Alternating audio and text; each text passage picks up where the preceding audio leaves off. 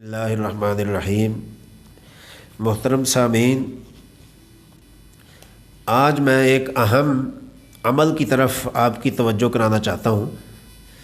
وہ یہ ہے کہ جب ہم نماز کے اندر اتحیات میں بیٹھتے ہیں اور اتحیات پڑھتے ہیں تو اتحیات کے اندر ایک ایسا کلمہ آتا ہے جہاں پر ہم نے انگلی کا اشارہ کرنا ہوتا ہے، اور انگلی کو ہم اشارہ کر کے اس بات کی گواہی دیتے ہیں کہ اللہ کے سوا کوئی عبادت کے لائق نہیں، اور وہی اللہ ہے جو عبادت کے لائق ہے، جو وحدہ لا شریک ہے۔ اب ہم نے یہ انگلی اٹھانے کا عمل کرنا ہے۔ بہت سارے لوگ اس میں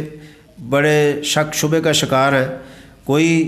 آدمی تو ایک دفعہ انگلی کھڑی کر کے پھر ہاتھ کو سیدھا کر لیتا ہے، اور کوئی ہاتھ کے سیدھا رکھتے ہوئے ہی انگلی کو کھڑا کر دیتا ہے، اور کئی لوگ ہیں وہ انگلی کو بار بار کھڑا ہی رکھتے ہیں کہ کبھی اوپر کرتے ہیں کبھی نیچے کرتے ہیں۔ تو اس میں حقیقت کیا ہے، کیا ہمیں کرنا چاہیے؟ تو آج یہ بات توجہ سے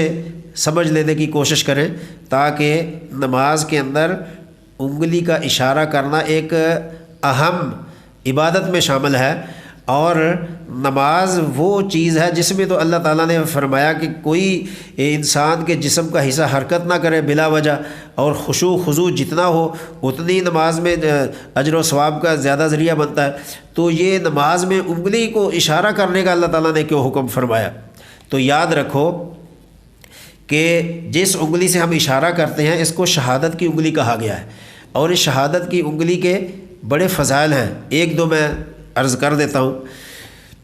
ایک یہ ہے کہ مسواک کر کے آپ نماز پڑھیں، اس کا نماز عام نمازوں سے زیادہ ہوتا ہے۔ لیکن اگر آپ روزانہ مسواک کرتے ہیں، ایک دن ایسا ہوا کہ آپ کی مسواک نہیں ہے یا آپ مسواک نہیں کرتے، تو فرمایا کہ آپ اپنی شہادت کی انگلی کو اپنے دانتوں میں ملیں جس وقت آپ وضو کرنے لگیں۔ تو شہادت کی انگلی کو دانتوں پہ ملنے کا ثواب اتنا ہوگا جتنا کہ آپ کو مسواک کرنے کا ثواب ہوتا ہے۔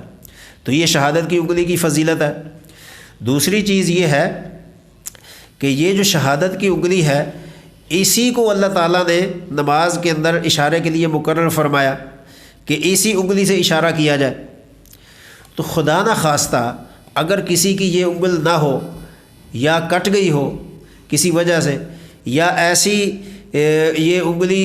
بیمار ہو گئی ہے یا اس کے اندر زخم ہو گیا ہے یا ایسی کوئی وجہ ہو گئی ہے کہ اس سے بندہ اشارہ نہیں کر سکتا، تو آیا کہ کسی اور انگلی سے بھی اشارہ ہو سکتا ہے، الٹے ہاتھ کی انگلی سے اشارہ یا سیدھے ہاتھ کی کسی اور انگلی سے اشارہ۔ تو اس پر یہ سمجھ لیں کہ اس انگلی کے علاوہ کسی انگلی کا اشارہ کرنے کی اجازت نہیں ہے۔ شہادت کی انگلی سے اگر آپ اشارہ کر سکتے ہیں تو وہ کریں، لیکن اس کے علاوہ کسی انگلی کا اشارہ آپ نہیں کر سکتے، کیونکہ اس کی فضیلت کو کوئی اور انگلی نہیں پہنچ سکتی۔ تو لہٰذا اگر یہ انگلی نہیں ہے تو پھر آپ اشارہ نہ کریں، آپ وہ کلمہ پڑھ لیں لیکن اشارے کے بغیر۔ ہاں، اگر آپ کی انگلی ٹھیک ہے تو پھر آپ اشارہ کر سکتے ہیں۔ اب اشارہ کہاں جا کے کرنا ہے، کہاں انگلی اوپر کرنی ہے کہاں نیچے رکھنی ہے، اس بات کو غور سے سمجھ لیں کہ جب ہم کرتے ہیں پڑھتے ہیں اتحیات کے اندر السلام علینا وعلی عباد اللہ الصالحین، اس کے بعد ہم پڑھتے ہیں اشہد اللہ الہ، یہاں تک ہم نے انگلی کو اوپر رکھنا ہے۔ جب الا اللہ کہیں تو ہم نے انگلی کو نیچے رکھنا ہے۔ یہ ہے اشارہ۔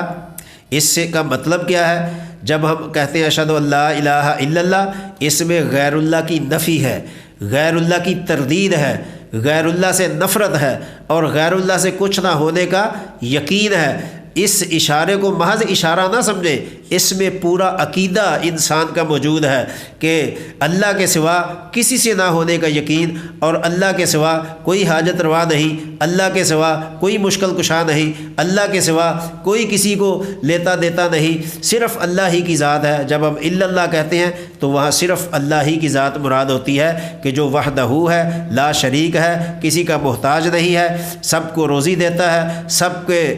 کام کرتا ہے، سب کی پرورش کرتا ہے، پوری مخلوقات کا وہ مالک اور خالق ہے۔ یا یہ انگلی کے اشارے کے اندر اللہ تعالیٰ نے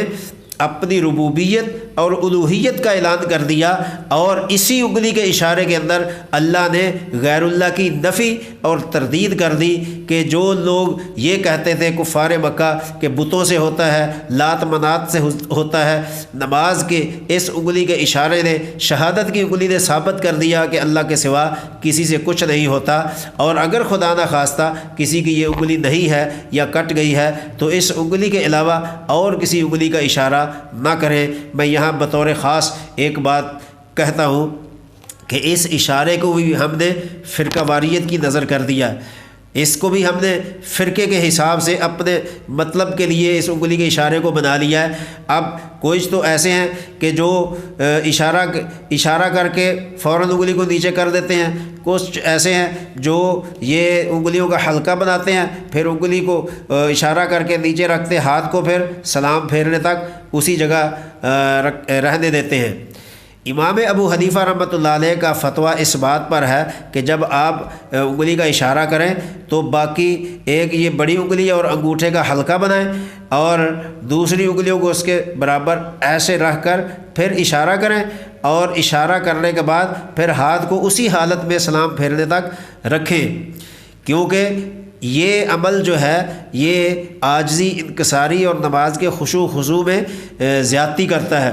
لیکن کچھ لوگ کہتے ہیں کہ نہیں جی اشارہ کر کے ہاتھ کو سیدھا کر لیں، وہ ہاتھ کو سیدھا کر لیں تو کہتے ہیں یہ بریلوی مسلک کا ہے، ہاتھ کو سیدھا نہ کریں تو کہتے ہیں دیوبندی مسلک کا ہے۔ ہم نے اس چھوٹے سے عمل کو بھی فرقہ واریت بنا لیا ہے اور اپنے مسلک کی پہچان بنا لیا ہے۔ یاد رکھیں، مسلک کے لیے کام کرنا جو ہے وہ صرف اپنی انا کی خاطر ہے، اور اللہ اور اس کے رسول صلی اللہ علیہ وسلم کی خاطر جو کام کرنا ہے اصل ثواب اسی چیز کا ہے۔ اللہ تعالی ہم سب کو عمل